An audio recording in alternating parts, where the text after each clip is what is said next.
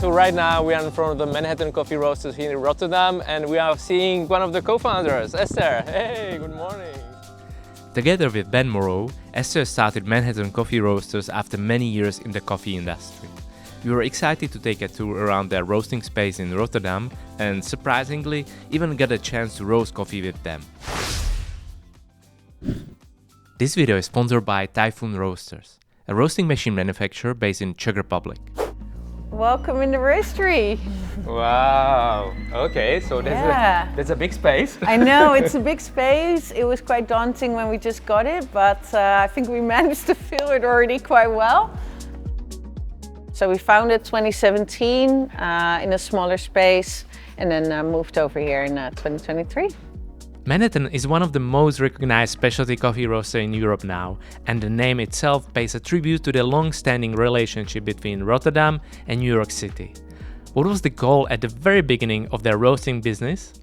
We already knew we wanted to do a lot like abroad, that the idea we had, the vision we had was gonna, hit home to a lot of specialty coffee places around the world. When you launch a roastery, then you don't need to explain fully from start who you are and what you're about and what you're doing. But it was like, oh, these two people that have been competing for a very long time and, been in the coffee. We've gone ground up, barista to, owning a roastery. Okay, so can we ask you for a tour to show us around what you have here? Of course. I do always say it's a factory because I think a roastery gets romanticized quite a bit when in the end of the day it is a factory with a load of machinery that are being operated. And the new space that we're in now is almost 980 square meters. This is including offices, but of course the biggest area is the production floor itself. It's great that it's quite high, so we've got multiple shelving heights, which is different than the first place. It was all on the ground floor, so just pallets on the floor. We've got all the green in the shelving units. So then now would be weighing up some of the green. So grab the green. Of course, that will go into the roaster. We still have the Probat, the first roaster we started on our first roaster we bought, Probat L12. So that was a fully gas operated roaster. We pushed it to the absolute limit. At some point, I think we were roasting, almost 6 days a week for full days. And then, we moved over to our big pink roaster, our Typhoon. We've got this since 2023. There's a few things that are really exciting about it. One, it's fully electric. So of course, traditionally we roast on gas, but to be able to go fully electric, it's such a more sustainable option. Of course, you can make other choices on where to get your electricity from. Hopefully get some solar panels if it's not raining like today and we can catch some sun. Those are all options you can go for with electricity. So I think that's a great way of moving into the future. And then it's a fluid hot air bed roaster. So it's fully convective. So the interesting part there is where a traditional drum roaster is conductive. So the heat transfer goes by touch, from the drum to the bean. Now, we were already roasting in the Probat, so a conductive roaster with some convective techniques, so we're using the hot air in the drum a lot, but this one is fully convective. So there's no touch with the drum, it's basically a big drawer, and you can really see the beans bounce in it.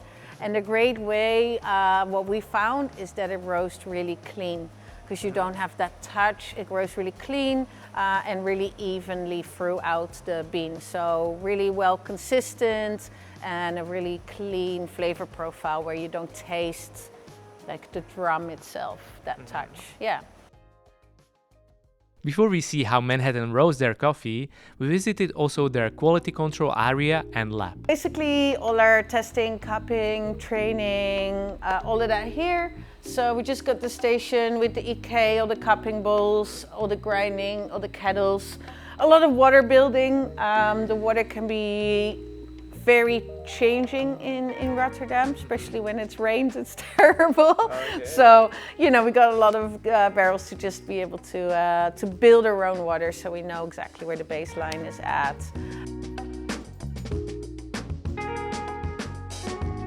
And then, so in this room, we basically have all the samples. So we collect all the green samples that we received, that we roasted, that we're going to purchase, etc. How often do you do the cupping and kind of like A lot. I mean, yeah, with launching coffees every other week, we need to cup through a lot of different coffees to decide what the new launches are going to be. Let's get back to roasting with Typhoon and meet the team in charge. Head roaster Dennis and co-founder Ben. What's the Ben's role now? Like Ben as more towards like sourcing and does do profiling with Dennis, more towards where the vision of coffee needs to go.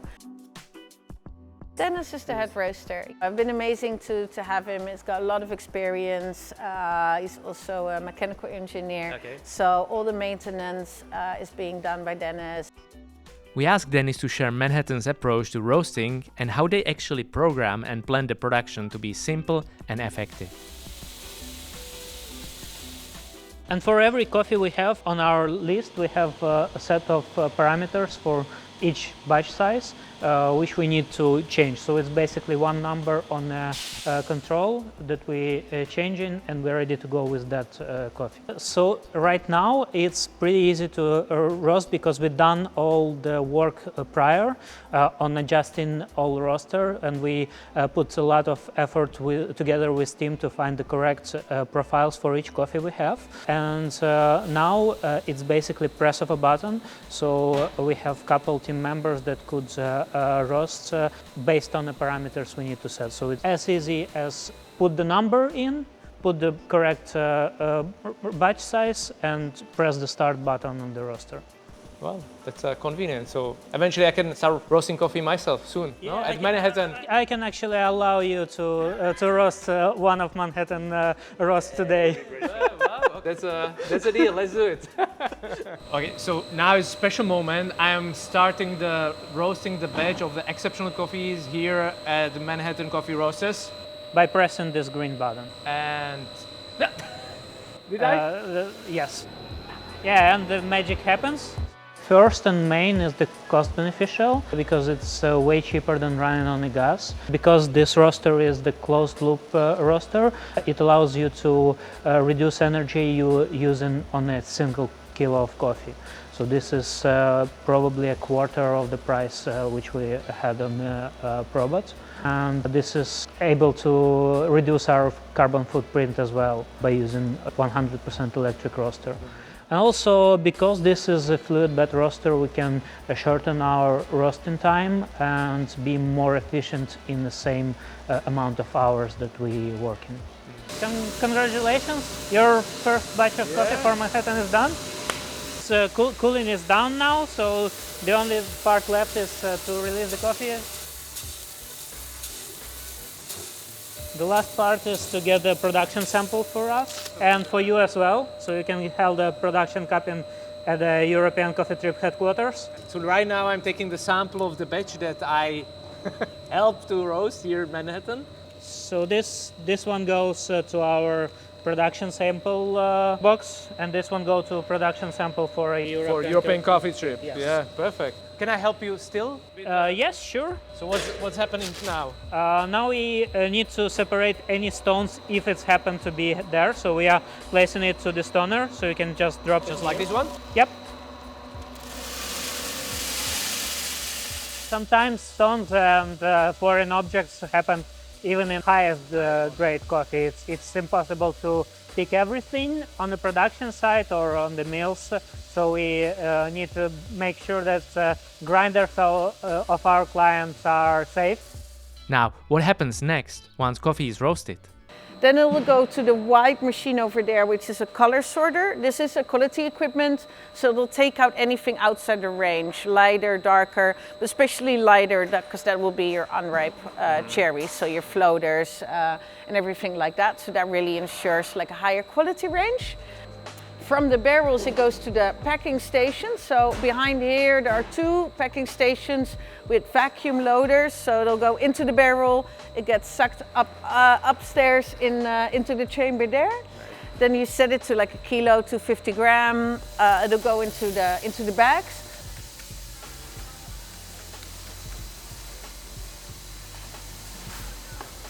So the bags are all on the side there, prepared with the labels that were printed here. Yeah, so here we have our print and apply machine. So we basically print our own labels in-house and put those on the belly bands. So yeah, so here we have one of our empty belly bands. So they're fully printed already with the gold foiling, and then they'll go in here. Basically, we print those and they be printed onto the belly bands. And this way, yeah, we print everything in-house. So we just change the labeling. It is quite convenient because we switch out coffees. Well, we launch new coffees every other week. Yeah. Every other week we launch a new coffee. So we used to have a packaging and we would order labels, but to manage that is quite a task. So to be able to print them in-house makes it a lot easier. So that's all printed here, prepared, shipped to the packing stations there. There's 2 band sealers running. So from that they'll put it in those boxes and they'll end up on the rolly bands here. It'll either be packed, goes to B2C, or to go to B2B. Okay. From there we get the labels printed on top of the boxes strapped, and they go back, so they go onto the pallets and they'll be picked up every day of the week as well. So we basically roast to order, we roast, pack and ship every single day. Where's my coffee? Thank you. What's unique about Manhattan is their big range of coffee on the offer. That includes highest quality lots from top coffee producers. How do you think about presenting these to the customers? So when we started off, yeah, we launched some amazing high-end and expensive, for instance, Panama Geishas or other coffees, and sometimes we overshot. And we try to think on why would people spend, money on high-end coffees. And for people to understand a price of coffee, you can't just say, well, it was expensive to me. That's not, the end consumer's problem or care.